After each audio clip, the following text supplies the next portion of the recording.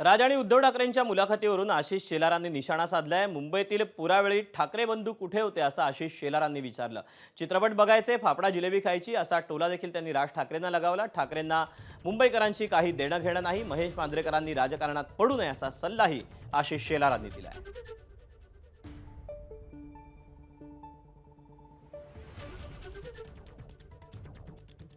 बघा, ही सगळी लोक फिल्मी लोक आहेत।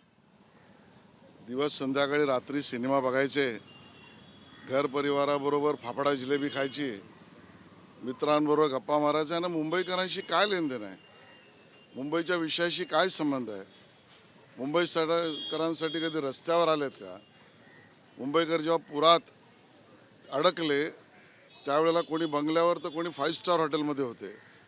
हे दोन भाऊ पुराच्या 26 जुलैच्या वेळेला मुंबईकरांसाठी कुठे दिसले का? तुमच्या लोकांना घरी बसवले त्याचं काय? आता बोललं तर राग येईल।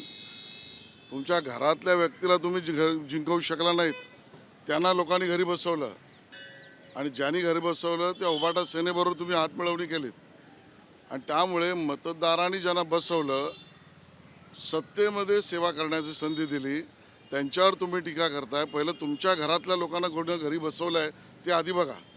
नाही, महेश मांजरेकर हे एका पक्षाचे प्रचार करत असतील तर आमचं काही म्हणणं नाही, पण ते अभिनेता म्हणून आपण निष्पक्ष दाखवून एका प्रचारासाठी एका पक्षासाठी बोलत असतील तर सडेतोड मांजरेकरांना उत्तर देऊ। त्यांनी अटल सेतूने प्रवास केला नाही का?